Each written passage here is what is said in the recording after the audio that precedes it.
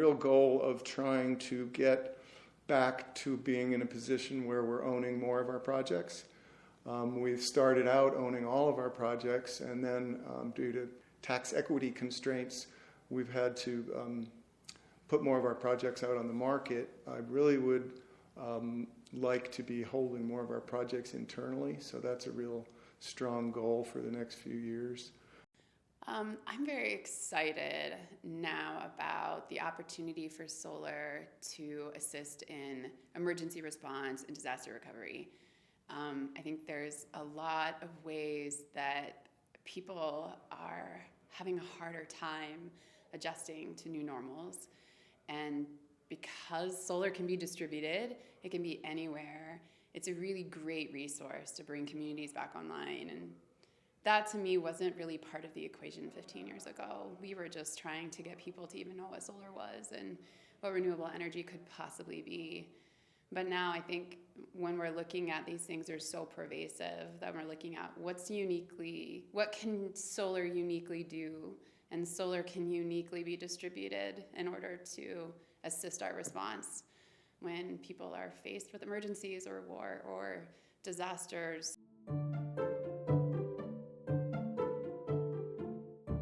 I am excited to wrap up the 19th site at CSU as soon as possible and finish that project out and look for more to come. I'm also excited about our first forays into storage, which we've got a number of them on our plate, but the largest and first one will contain not only lithium-ion but flow battery technologies. So we'll jump into that pond on the deep end.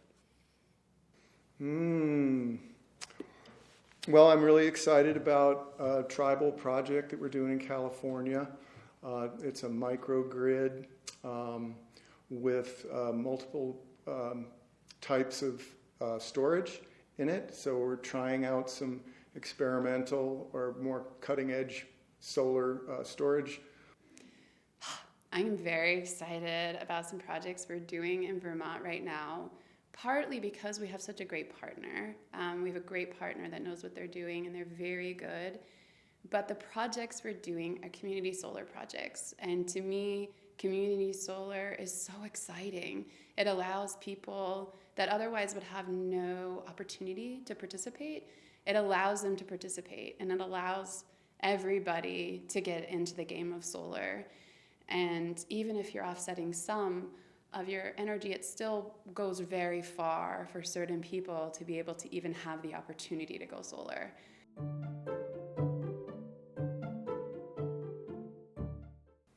Well, one obvious one is that the people you work with are the most important thing in any company. And without a good, solid team, you're just going to be spinning your wheels. Lots of valuable lessons, and most of them you kind of take your lumps in getting. I would say the most valuable lesson is if there's a will, there's a way. But a bigger question is, do you want to undertake that challenge? For a business whose object is to take care of its people, and for us, people, planet, profit, in that order, you have to draw the line somewhere and know when you should be undertaking experimental or highly risky scenarios versus those that really help the bottom line and accomplish the goals. I think one of the most valuable lessons I've learned personally is that you get nowhere by yourself. And it's very important that you know really well what we do and where we can contribute and what we do well and where we need to bring on partners. We're not the only ones out there.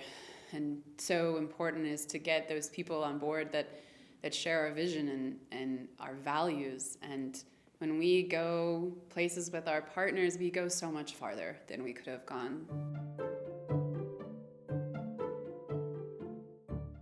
I mean, it wasn't even of the company, but I know the moment I met Alex, he was just so unabashedly for changing the world by shifting to renewable energy. And not even renewable energy, I mean, building passive homes and just taking a full-scale different look at the way that we use energy and the way that we think about it. And seeing Alex and meeting Alex and just his passion for just not letting the status quo be the way that we were going to do this. We're going to change it because that's what we're here to do. And ever since then, I was like, I'm on this train with Alex. I think one of my favorite memories is in our old office, which was really just like a house on the corner on Myrtle Street. And there was one of these rooms was painted gold, and we used it for storage and stuff. But we were all in the other bigger room, and I was constantly on the phone, and I talk loud when I'm on the phone, make sure I'm heard. And one morning I got there, and a table and all my stuff had been moved into the gold room. And I was kind of puzzled and looked around. I was like, what's going on? And they were like, well, you're on the phone all the time, making the deals, bringing in the money, so we put you in that room so you wouldn't distract us and you could focus. So I think on that day I run the corner office is one way to put it. The very first project that we did with the Fort Collins Housing Authority over at the Village in Stanford, that was a 10 kilowatt solar array, big deal, but also a fairly large solar thermal on top of a super energy efficient affordable housing complex. And that was my first ribbon cutting. And, you know, I was really nervous. I can't even remember like what I said, but I had to speak at the microphone, and the regional head of HUD was there, and that was all very exciting. That was just one, but there are lots more.